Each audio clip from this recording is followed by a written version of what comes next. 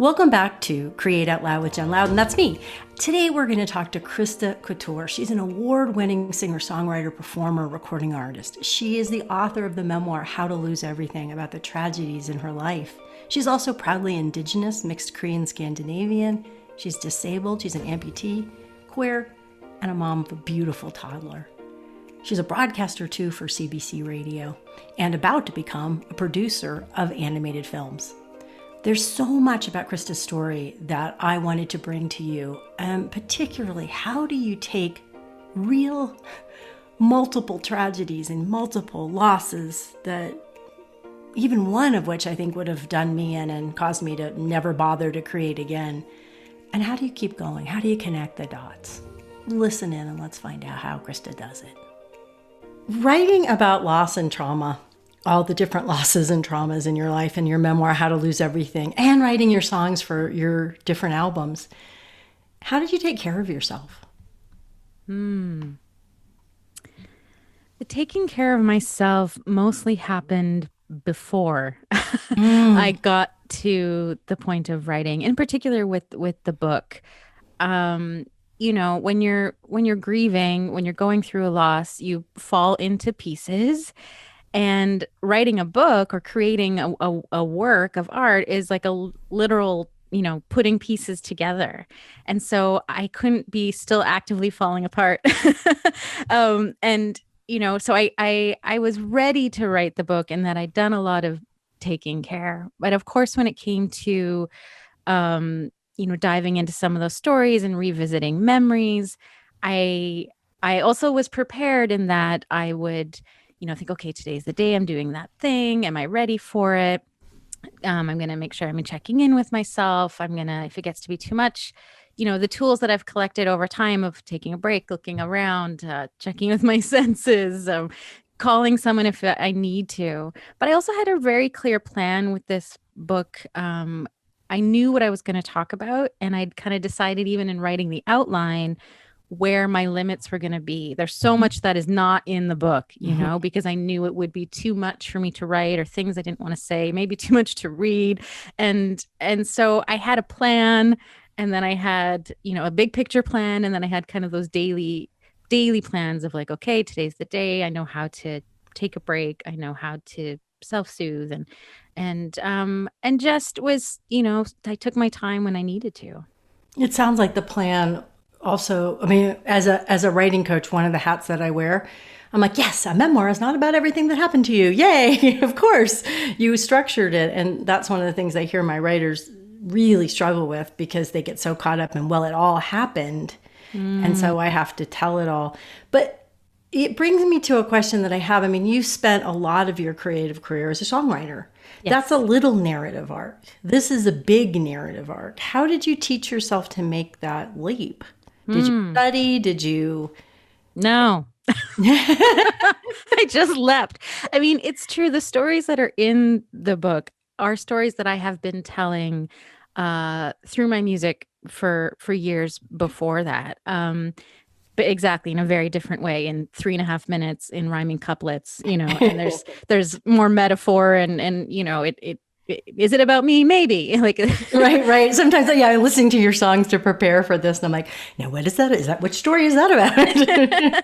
And I mean, spoiler, my songs really are all about me. But at the same time, you can kind of couch things in a song in a different way. And I wanted to write the book to tell those stories in more detail, more literally, and but making that leap. It's interesting. In some ways, it was gradual. I had not thought of myself as a writer. I mean, a songwriter, yes, obviously. I was blogging a lot. And apologies to myself and all bloggers. I hadn't really taken that very seriously. But that's really true. One of the things that I also try to help people with is ditch those stories. Yes. What does it mean to be a singer-songwriter, but I didn't win an award, or I didn't get the big, publishing deal, or the big, same thing with right? It's just so interesting how we define our creative efforts in ways that sometimes it feels safe and it allows us to express ourselves more, and other times it belittles our work. I love the story about belittling blogging and how we put ourselves into boxes. What boxes are you in as a creative? Is there something calling to you, like poetry has been calling to me, and you're like, oh my God, no, I can't? Or is there someone offering you a reflection of where your work might go or belong or be seen? We limit ourselves. I mean, maybe you think you're going to stay in your lane or something, but I just recently joined a writer's group and kind of had this bashfulness of like, well, I've only written one book. And then the woman who'd kind of organized it was like, and 7 albums. Like the word writer is in songwriter. You can claim that title. And only one book. I mean, even that makes me want to go, right? Oh my God. What is enough? What is enough? What is enough? It's ridiculous, right? I know. I've written a book. It was a massive task. I'm very proud of it. It's a beautiful book. Thank you. And so I hadn't like thought of myself as a writer or someone who was going to write a memoir. But then I was invited to write an essay for an anthology called The M Word: Conversations About Motherhood, edited by Carrie Clare. Carrie had come across a blog that my ex and I kept about our son Ford through Ford's life when he was in the hospital, and it was this blog that we'd written, you know, for our family and keeping people up to date as things unfolded. But it started to gather a broader audience, and Carrie was one of the readers of that blog, and so she wrote to me when she was putting that book together and invited me to write an essay about mothering when your children are no longer there.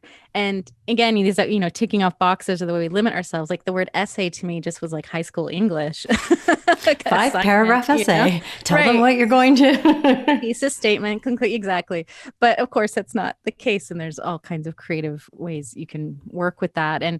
And so I wrote that piece and I loved the experience. I loved it. I found it really fulfilling. I found that, you know, putting pieces together, even in this short form, really satisfying. It scratched that itch I have to express myself, to create work out of my experiences. And it's with huge thanks to Carrie for that invitation. And then she in turn introduced me to her agent, and her agent was like, if you're ever going to write a memoir, I'd love to talk. And I was like, a memoir, really? Maybe. And it just kind of percolated over time until it grew into this book. So yeah, it wasn't really a leap. It just kind of, I was connecting dots. It sounds like that's how you create. You listen and you connect dots. And there's a great story you tell about getting your name from your father's side of the family. And your dad was half Cree and half Scandinavian? My mother's Scandinavian, okay. My father's Cree, yeah. Okay, and French. Could you tell us that story? Because it speaks to me, the theme of this podcast, Create Out Loud. Yes. Thank you for asking. So I am mixed Cree and Scandinavian, and in our Cree culture, lots of indigenous cultures, we have traditional names, or sometimes they're called spirit names. And I was given mine when I was 2. The names are given in ceremony by an elder. And the elder who gave me my name was named Raymond. We were in Wyoming at the time. And we came out of this ceremony, and I was given the name Saini Bay, which is Arapaho for singing woman. And now I'm Cree, but Raymond was Arapaho, so there you go. He got to decide. And, you know, and Saini Bay means singing woman. And Raymond said to my family, she's going to sing a lot and she's going to talk a lot. And I grew up being told that story, particularly when I was being cherished. You know, Saini Bay is the name that, you know, Christa Faye is when I was in trouble. We all have that, like that, the voice of her mother. Christa Faye! Yes, exactly. And get over here. Yes, stop doing that. Saini Bay was, you know, is when I was, you know, being cherished, when I was being lifted up, when I was doing the things I was good at. And that's what our traditional names speak to. They speak to our gifts. They speak to our role in the community. And it's not even, we call it a spirit name sometimes, but it's sort of quite practical. It's like, that's the thing you do. That's the thing you're supposed to do. Get on with it. You know, and so I grew up being told this lovely story. You're going to sing a lot. You're going to talk a lot. And I always got the first half of that because I became a songwriter and was performing and recording albums. And I thought she's going to talk a lot was like just that I was chatty on stage, or I didn't think of that second half as part of being Saini Bay, as part of what I do in the world. And I go into the book and kind of more about where a moment in time where that shifted, in this, even being, blogger or writer, it was like a moment of going, oh, she's going to talk a lot, is also being singing woman. It's also expressing myself. It's telling stories. It's not just being chatty. It's also using my gifts. Yeah, as a writer as well, Mm-hmm. as a speaker and storyteller, and many other forms that you. Yeah, so letting that expand, letting that name expand. Yeah, all the ways we talk, right? Which are like all the Right. ways we connect. Right, and not being so literal about it. I can be very literal. I like little boxes. I like to put myself in a box, and then I go, why am I so bored in this box? Were you afraid to sing? Were you afraid? Did you have stage fright? Yes, I still do. I still do. When I'm on tour, when I'm performing every night, it goes away. I kind of get into the rhythm. But if it's been a while, oh yeah. And it stage fright kept me from performing and stepping into being singing woman for a little while. I mean, at the time I felt like a late bloomer. Now I know that, 24 was really not late in life. Oh my gosh. My daughter's about to turn 27, and she's having that, oh my God, my life is over. And, like, oh, honey, I remember that. Right? It's like, no, you're just getting started. That little young 23-year-old Krista felt like I was late to the game, but I used to get terrible stage fright. I mean, terrible, like physically just in knots. But the drive to perform won. I had to like live with this stage fright because I was so driven to perform and connect in that way. How did that drive win, though? Because I know people listening are like, my drive's not winning. Yeah. My fear is winning, whether it's a fear of being, to me, it's often a fear of being seen. Hmm. It's a fear of being judged. It's a fear of being found lacking. It's a fear of humiliation. Maybe that's me projecting over everybody listening. As you're saying that, I'm like, yeah, check, Yeah. check. Yes. So Right. how does it, like, because when I look at your career, this is the feeling that I get. It's why I wanted to talk to you so much. I feel my whole body going, keep going, listen, put the pieces together. There's such a faithfulness, even in the midst of such loss in your life. Hmm. And I mean, you're right. It's even if you don't have stage fright, the vulnerability, is what we're talking about. The fear, all the fears you just named. And it is a vulnerable thing to do, to make work public, to be creative or to perform, especially if it's autobiographical. It's a very vulnerable act. And I could understand why people would not want to do it. um, because it can hurt, right? It hurts if someone doesn't like it, or if they tell you what you're doing wrong and you're like, but that's just who I am. Okay. Gosh, how have I faced that? Or how has the drive won?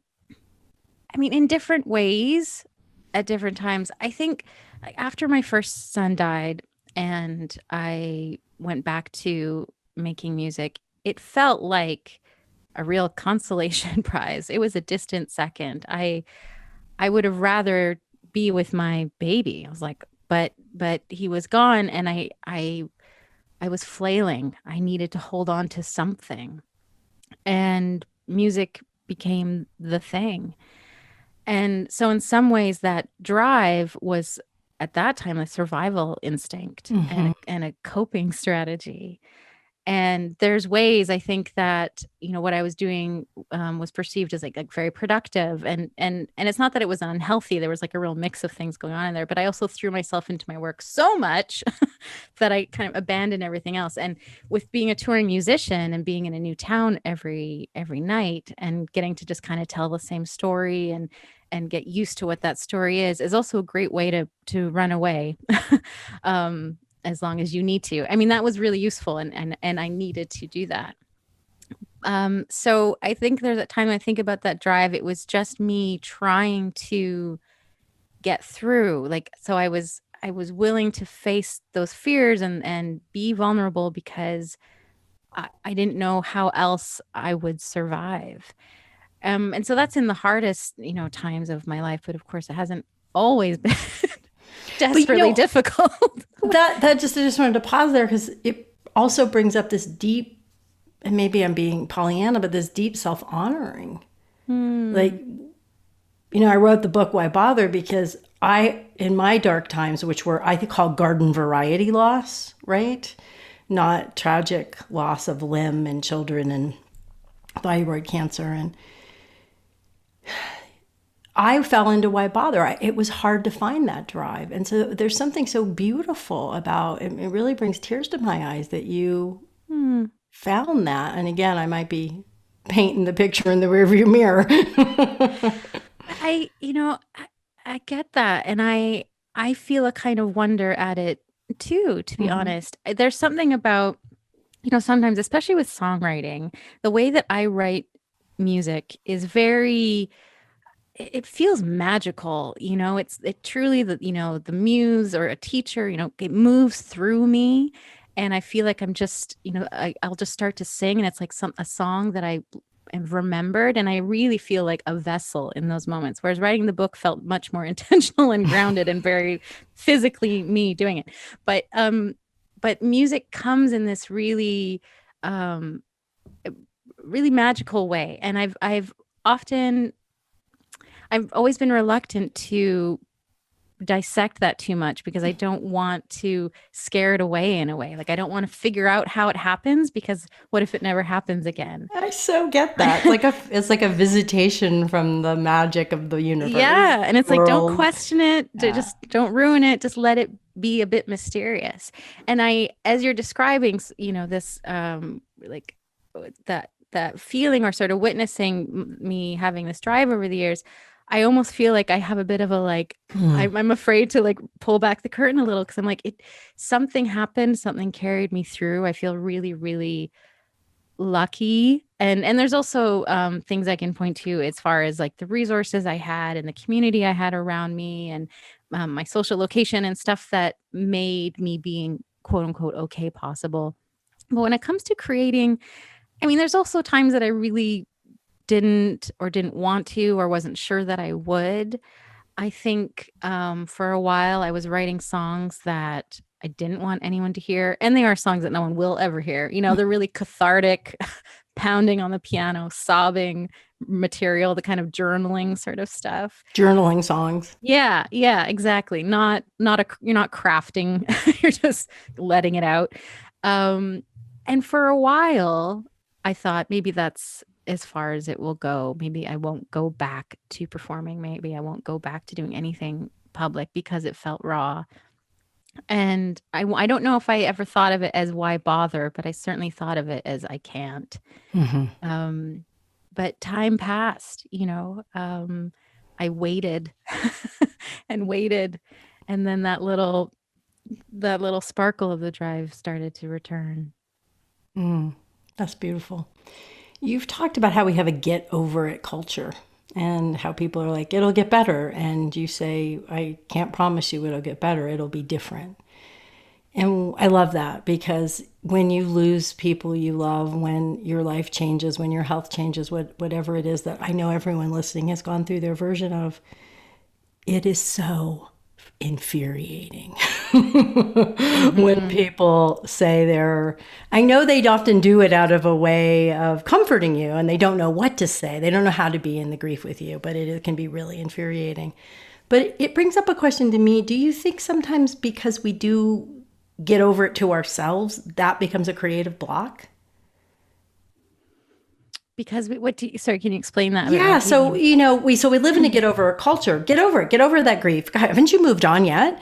And or everything happens for a reason. And if we do that to ourselves as a form of self-violence, right? Do you think that can create creative blocks that make it hard to go back in? Whether we're working on that material, we may never paint, sculpt out of the loss, but the loss is part of us. Right. Yeah. I think that, my belief, my experience is that if we are denying ourselves the genuine process of those emotions, of truly living and experiencing those losses and being with sorrow, and just taking the time it takes, however long that is, for whatever kind of loss in the garden The variety garden loss, variety or the loss. tragic, whatever it is, like Right. whatever it is that needs time, that we are denying ourselves a huge part of our human experience, even though it is an uncomfortable and painful part. It's so important. And so I think if you're cutting yourself off from an experience, from some part of yourself, how could that not introduce a block somewhere, multiple Mhm. blocks somewhere in some way, whether that's in how you create or make work, or in your friendships, or in your physical health? You might feel it, like all the ways that blocks can introduce themselves. I think that's true. I mean, I'm kind of just thinking through this out loud as you've asked it. This is not something I have um, a clear response to, but I think Mhm. that's really interesting. Yeah, I think that I makes sense. think I've been thinking of it in myself when I want to Mm-hmm. take the easy route. It doesn't have, I mean, it doesn't have to be about loss. It can be about anything that's uncomfortable. And how over time it can make my work feel friable, shallow. Yeah. That there's a way, I think, as creatives we can't get around being present with ourselves. Yes. And it Yeah. sucks. But it's also terrific, right? Because you become such a more whole person. But God, it takes a lot of time. There's just days I want to sit down Yes. and do my work and not be like, oh, I'm sorry, we have to go do some emotional processing. I know. I know. I've definitely thought that. Like, can't I just write a hit song? Do I really have to like dive through my lived experience? God, what a mess. Oh, so speaking, kind of going back to performing, I love that you often wear a dress or shorts and we in the videos and we see your gorgeous prosthesis, which is everyone, you'll go and see these videos, but it's all flowered. And do you do that on purpose, or is that just your style, or is it like part of you? You're like, I want everyone to see this because it's part of normalizing. All of the above. Okay. I I didn't make my prosthesis or my disability visible until about 7 years ago. And my leg was amputated above the knee when I was 13. So I'll be 43 this year. So it wasn't until there was kind of a few things that lined up as a turning point. But for a long time, a lot of people didn't know I only had one leg. Oh my gosh. And because they probably hadn't seen me go up or down stairs. That's always the giveaway. But if it's just the way that I walk, like my gait is a bit wobbly, and people who are paying attention might notice, but a lot of times people didn't. And so it came out, I came out as disabled just over 7 years ago. I posted a photo on Facebook. That went super viral, right? You were pregnant. Oh, Is that not the the pregnant one? pregnant ones. Oh, okay. Yes. I mean, that was a real reveal. This photo is similar, though, not as quite a big response, but I posted a photo from my prosthetic clinic talking about a type of knee that I just got to try for a couple of weeks. It's a microprocessor knee, and it's expensive and fancy and does really cool things. And I just tried it to see what it was like. And I had just done a post on, socials, as you do, being like, oh, I have to take this leg back. And, that was amazing. And a lot of people chimed in saying like, wait, what? You only have one leg? And wait, what? Why do you have to give it back? Like, that sounds amazing. How can we get this knee for you? And a friend organized a crowdfunding campaign to buy this microprocessor knee. And Oh, what I was love that amazing, so it was, much. oh God, it was incredible. I sometimes call it the knee that folk music built, because it really like illuminated to me where I stood in the music community and all of the people who were there and wanted to help. And the knee, we called it the knee raiser. The knee raiser happened after both of my sons had died. And I think there was a way that kind of saying, hey, you could help buy Krista this knee, gave people a way to do something for me when they had felt powerless for so long. And so I was given this incredible gift of money to buy this knee. And I at the time I was like, I feel so loved. I feel so taken care of. How can I acknowledge this incredible gift? Like, normally I just cover my leg up and no one knows, but maybe I should like make this public. How can I celebrate this incredible life-changing event. And so that's when I decided to get what I call the flower leg, which is this prosthetic leg covered in flowers. It's very striking. It is so beautiful. It's my favorite accessory. It goes with everything. And be really visible as far as having one leg, only having one leg, having a prosthetic leg, and not just, like, it's not just like, oh, only one leg. I feel like it, there's a neon sign, like you say, wearing shorts or dresses. And so I initially did it as this way to kind of celebrate what had happened and to experiment with being visible and see what that was like. And it really transformed how I saw my own disability, how other people interact with my disability. And I now use it very much in the way of like normalizing what disability can look like, diversifying what disability can look like, letting it be a beautiful thing that you can celebrate, and not something that has to be hidden.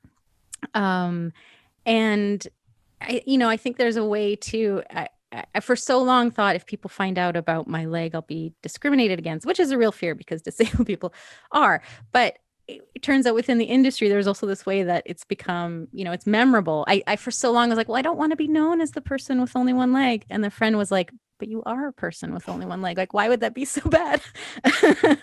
And so I think there's a way that it's like politically now important to me to be visible in that way. It's sort of an effective tool in a way because it is memorable. And then it's also just this celebration of a point in my life where I learned to feel good about my difference rather than feel like I had to hide it. I love that, feel good about, because we all have differences, whether they're public, perceivable, yes, or not. And that's one of the things in the memoir, you use identity first language. And I loved that. So instead of saying I'm a disabled person, I'm a person with a disability. And it feels like so essential. Is that right? Did I get it right?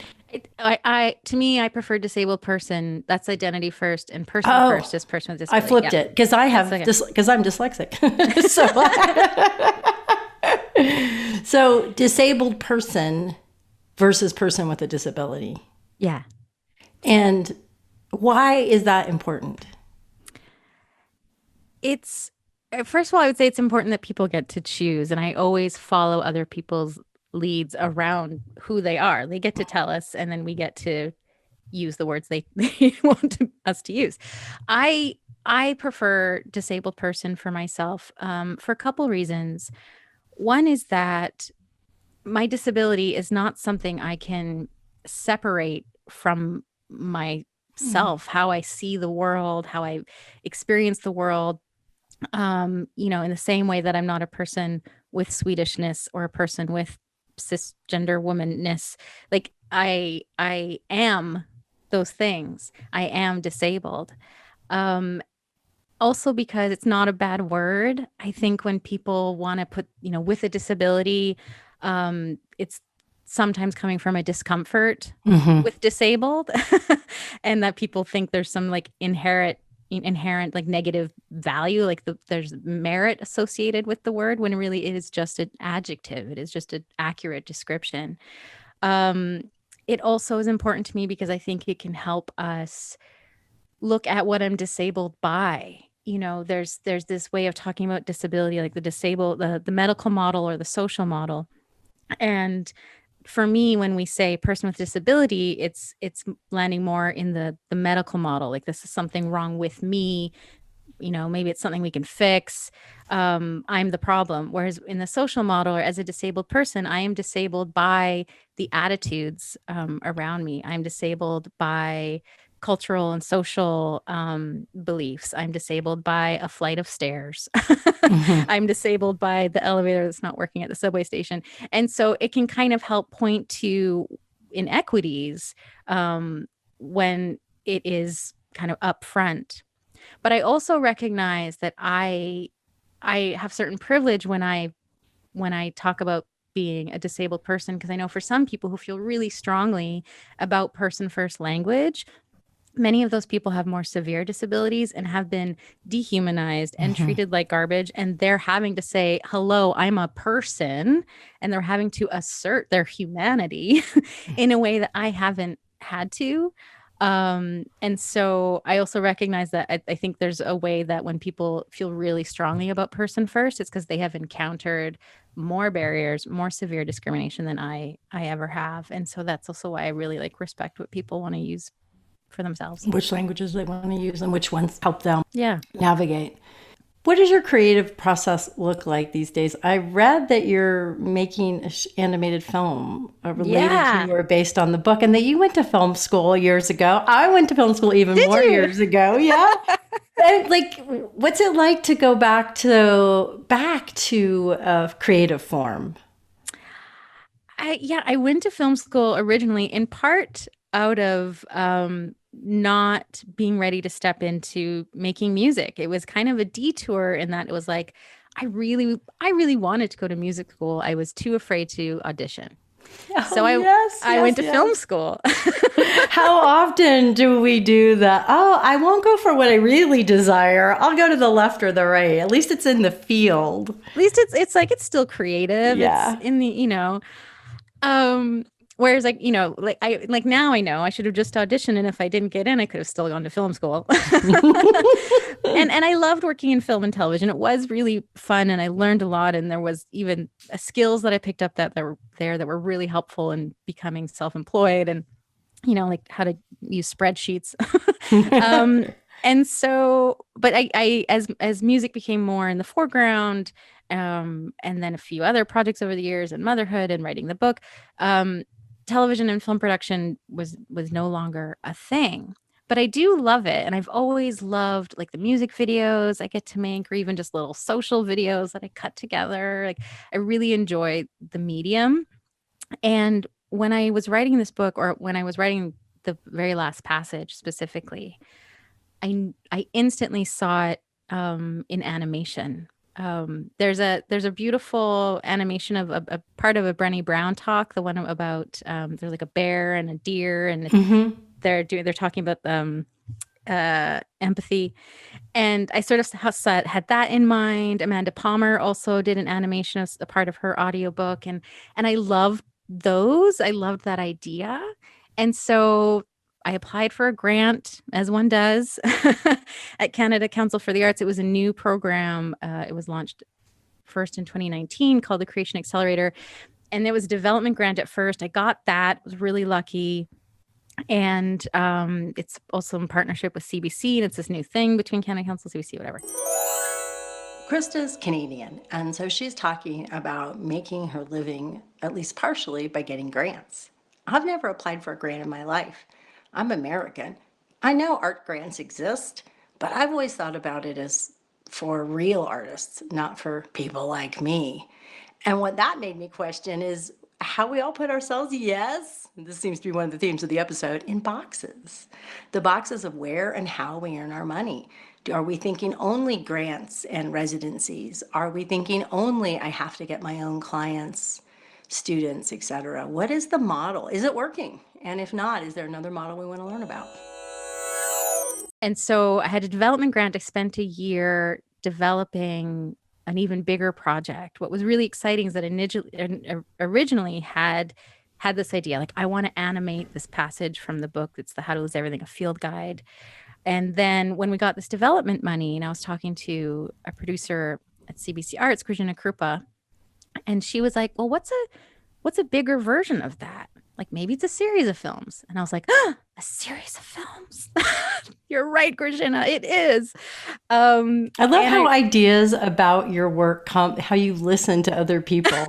Not in a like great idea. Yeah, and you get excited and you get sparked. I mean, that's another theme in your creative life, right? Oh, what if you ever want to write a memoir? A memoir. I'm just very suggestible. I don't know about that. I think that you know yourself and trust yourself and your own creative instincts, and then you can take stuff in well. So a series of films. So I was like, that's a great idea, and I ran with that, and I spent a large part of last year developing that concept, writing another proposal, and being successful. I mean, this program, the Creation Accelerator, has picked 8 projects, and I'm one of them. And I'm producing 5 short animated films, each one about a different experience of loss. So the first one we got to make last year, I made with an animator, Becky O'Neill, kind of as the like trailer or proof of concept. The good news was if I don't get the grant, at least I have the one film. and so we got to make one film, and then the 4 additional films, each one is written by a different indigenous writer.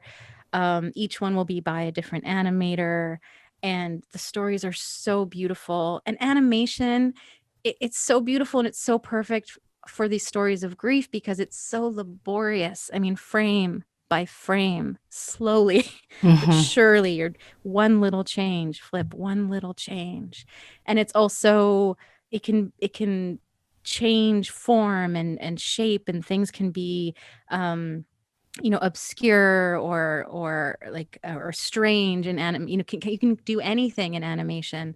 And so it suits these stories so beautifully. And we have 2D, and we have like watercolor, and we have puppets, and we have different styles, but all of it's being done by hand, and these stories will be crafted by someone touching each frame. And I'm so passionate about it, and I'm so excited. And so the series is called How to Lose Everything, which is the name of my book. And now it's the name of the series. That's beautiful. Yeah. Yeah. And so that's kind of my next big creative project.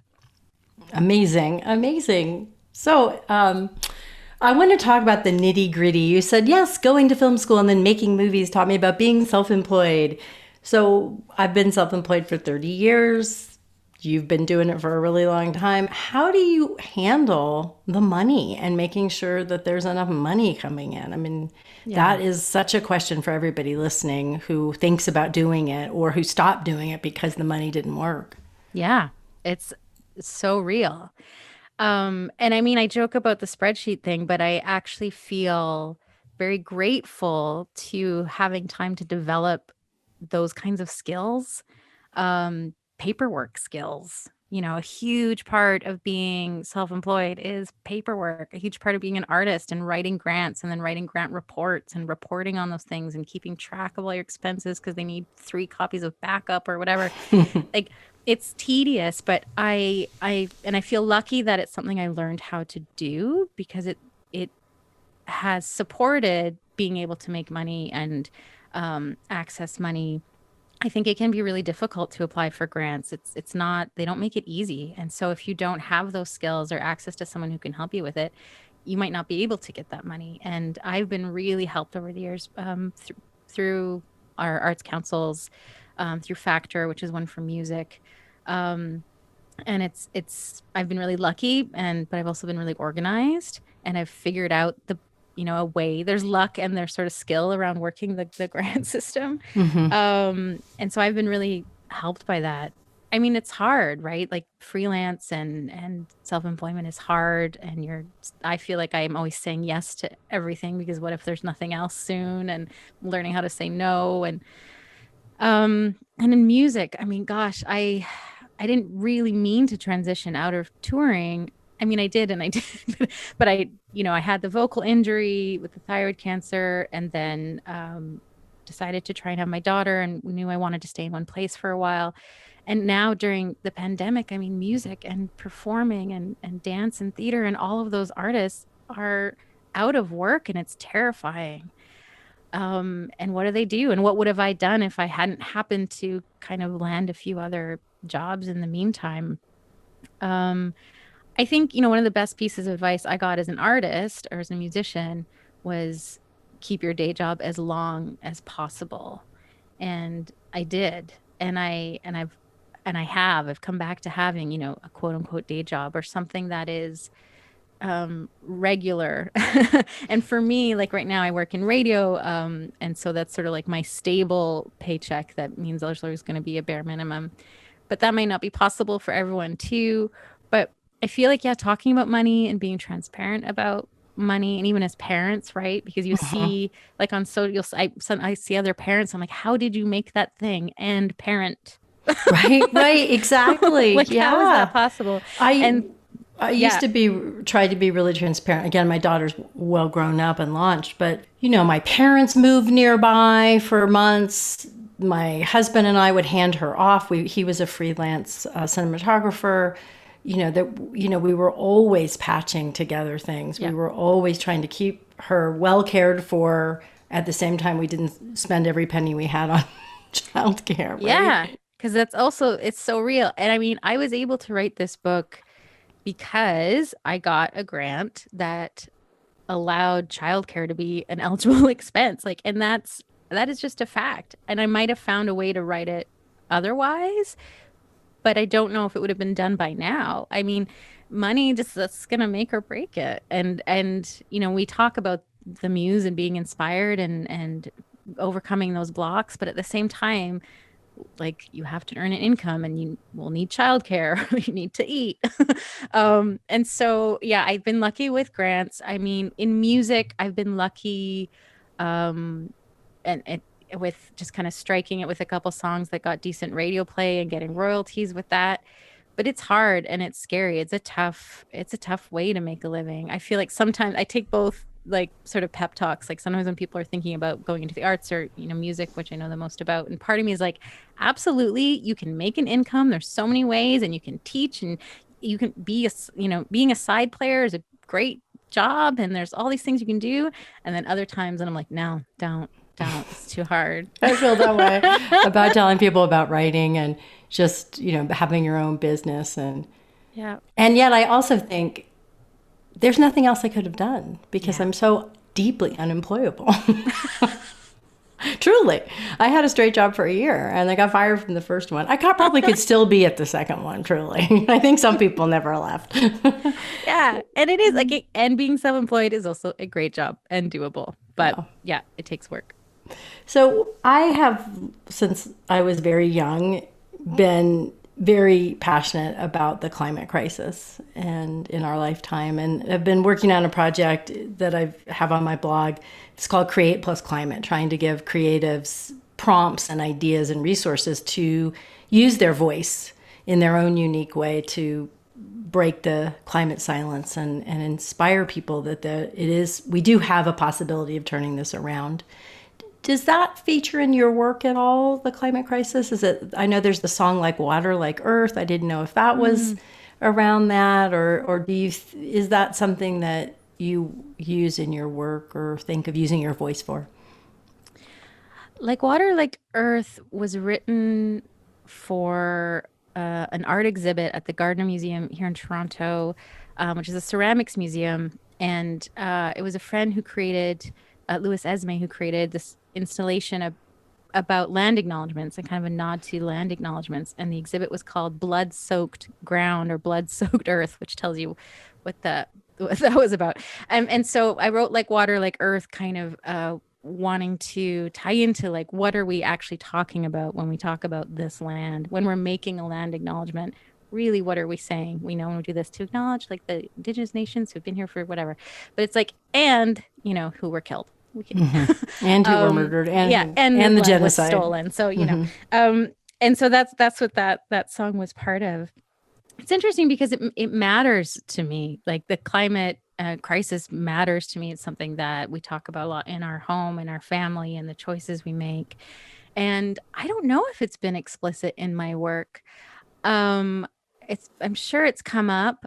It's funny. I did an interview a couple of years ago with not my most recent album, but the one before. And the guy was like, I hope that you get to talk about something other than yourself one day. And he meant it really kindly. I hope so, because that sounds kind of crappy. He meant so that there wasn't so much loss in your life that you might be writing about. Okay. He meant that I hope you're not processing so much personal trauma that you get to just, like, look around you and talk about something else. Fair enough. It might be that, other things that I care about, will be next. Like, I although I would like to write more memoir, it wouldn't be one focused on loss. And so maybe that's to come. Great, good.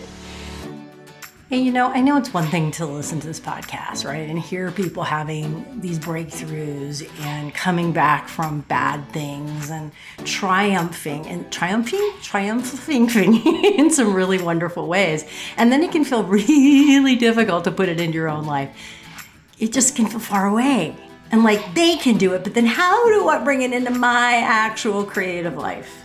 So I made this very cool ebook. It's one of my favorite things I've ever made for you. It is completely free and it's like me coaching you. It's got questions and breakthroughs, and you just read it until you get to a thing that makes you go, that's it. And then there's something for you to do right there. So it's quick, it's immediate, it really works. Thousands and thousands of people have downloaded it and used it. It's completely free.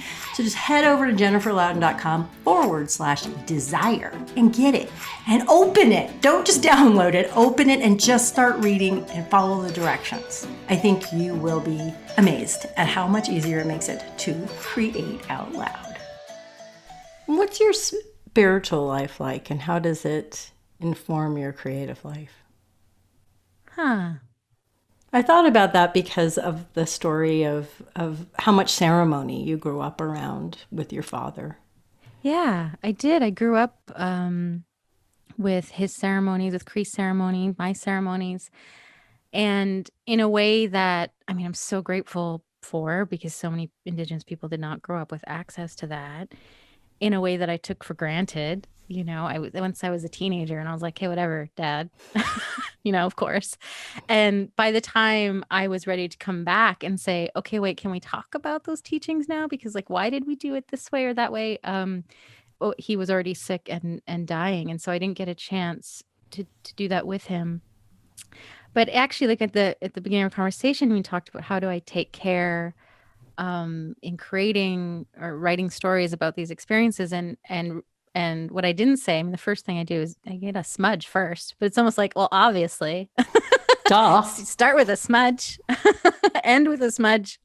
I think there's ways, as far as my spiritual life, there's practices like that I rely on.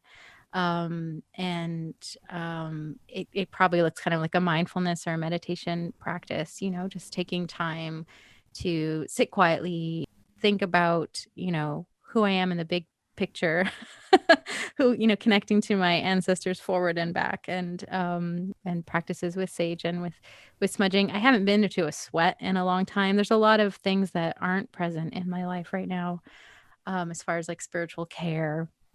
But I think those will come back. Since moving to Toronto, I mean, this is not my territory. I grew up in Edmonton. That's where I'm from. Then I lived in BC for 17 years, and I've been here for 7 years. But in landing here, and it's such a mix of Indigenous nations and everybody here, I've become more connected with ceremonial practices, and it's been kind of coming back into my life in a way of also, again, connecting dots. I've been connecting dots recently. You're a dot connector. You take the pieces and the dots and you make something, right? And so, I mean, that question, I have a feeling ask me again in a few years. Okay. And I think there'll be more to it. I will. I'm gonna put it in my calendar. Love it. Can't wait. I like to end by asking, what will you learn next? What a great question. Let me think for a second. What will I learn next? Well, I hope for so many things. I hope I learn so many things. How do I want to answer that? What will I learn next? I will learn how to produce a series of animated films. I thought that was my first thought. I mean, I'm building on some skills, but there's definitely a learning curve that I'm excited about. There's also such a learning curve and creative process with parenting. My daughter's 3.5, and she's starting JK in September. So I'm going to learn what it's like to have a kid in school. And, I'm learning every day with her. And are you learning also? I'm thinking about promoting this memoir. Is that something that you're learning, or does that feel really comfortable because you had to do it with your music? I mean, what's it like to be promoting How to Lose Everything? That, again, just to go back to the beginning, is so full of personal story and tragedy. Yeah. I learned a lot through promoting my music over the years, how to talk about this book. I think there was times, certainly earlier in my career, like my second album, where I said too much, more than I wanted to, really. And then I had enough experience with the media. And I mean, I know now the way they're going to pick something and the headline they're trying to write, and it's fine. They're doing their job, and I've had that job and I get it. But I was ready by the time this book happened to be able to navigate those conversations, and I think I had learned, like, how do I be vulnerable and share something genuine and share something raw that is going to connect and not be a big mess online. I've had those moments too. I think I've learned from them.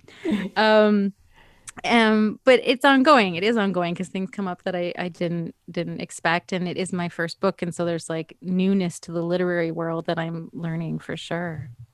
Yeah, beautiful. Well, thank you for an absolutely like connect the dots conversation. I feel like I connected dots inside myself listening to you and possibilities for, how am I going to be listening to what's out there that's calling me. So thank you so much. That's beautiful. Thank you. It was really thought-provoking for me too.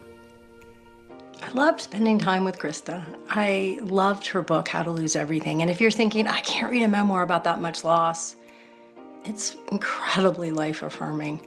And if you want to check out her music videos and see her prosthesis, those beautiful flowers, one of my favorites is Alone in This. I love that video. I love following Christa on YouTube and on Spotify. And I know you're going to love her work as much as I do and be nourished by her presence. And Elizabeth Hargrave is our guest next week on Create Out Loud. Who is she? She is a game designer. She has 3 games for sale, including the best-selling Wingspan. Now, game design to me is like, I don't know, so foreign. It's so 3-dimensional and so many things to think about. And you really have to create out loud because you have to design a game by letting people play many iterations. So talk about vulnerability. So come back next week for Elizabeth Hargrave. And in the meantime, have you subscribed? Have you given us a review? And if you want more of my work, you can always come over to jenniferloudon.com to create out loud. Thank you.